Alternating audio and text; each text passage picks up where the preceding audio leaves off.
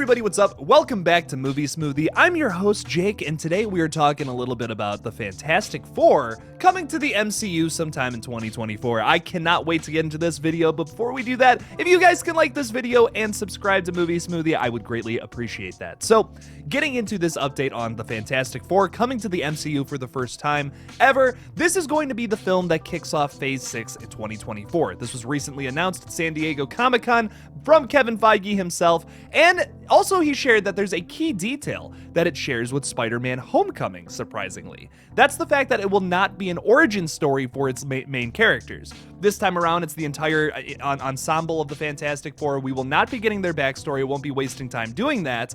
That's at least according to Marvel head Kevin Feige.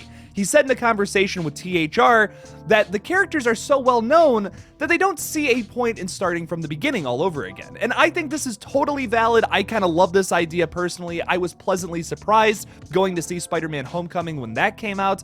And the whole time I'm going into this movie, I was thinking to myself, okay, cool. They have Spider-Man in the MCU now. Sweet. But are they just going to do the origin story again? Are we just doing same old Spider-Man, yada yada, played by some other actor I've never heard before at the time?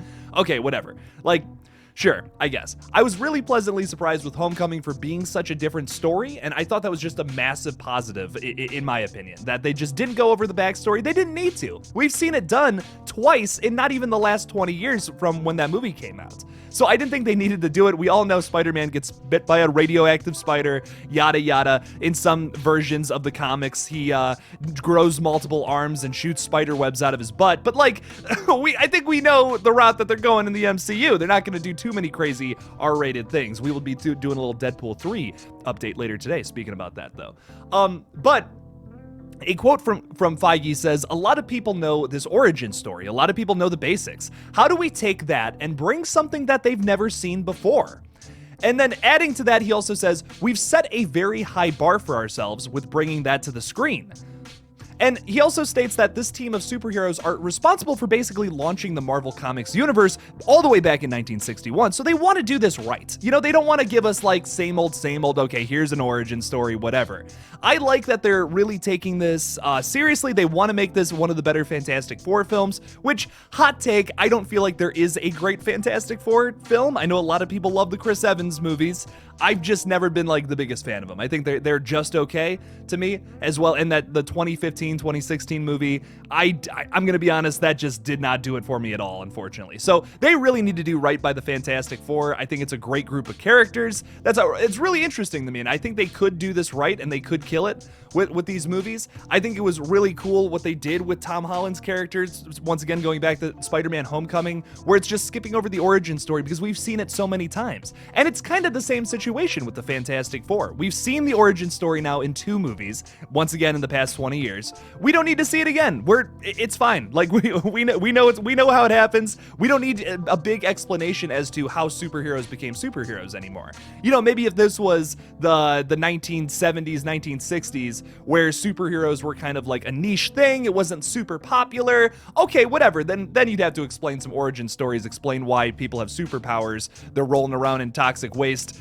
Some BS. But the big thing for me is I just feel like since we've done this so many times, we don't need to explain it. Let's also go back to just a weird horror thing, because as you know, my main channel, Killjoy Jake, is where I'm usually making videos. Make sure to check out that page if you have not already. I talk a lot on that page about how, like, in vampire movies, we don't really need to do, like, explain every rule of vampires with every single, like, one of those movies.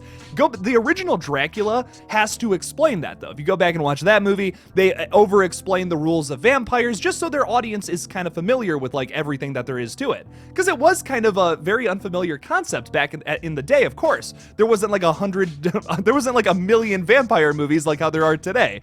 But with Dracula, they do over-explain, like, oh, he drinks blood, he only comes out at night, he can transform into a bat or a wolf or whatever. That's like, yeah, of course, that's understandable that they do it back then. Nowadays, they don't need to do that. We've seen this done so many times. It's in like the public knowledge of like what these characters are.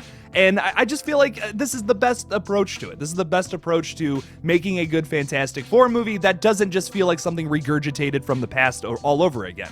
But what do you guys think? Are you excited to see this? And once again, John Krasinski is probably going to be leading this, as we saw in Multiverse of Madness, just a different version of him from a different multiverse, of course. What do you guys think about that, though?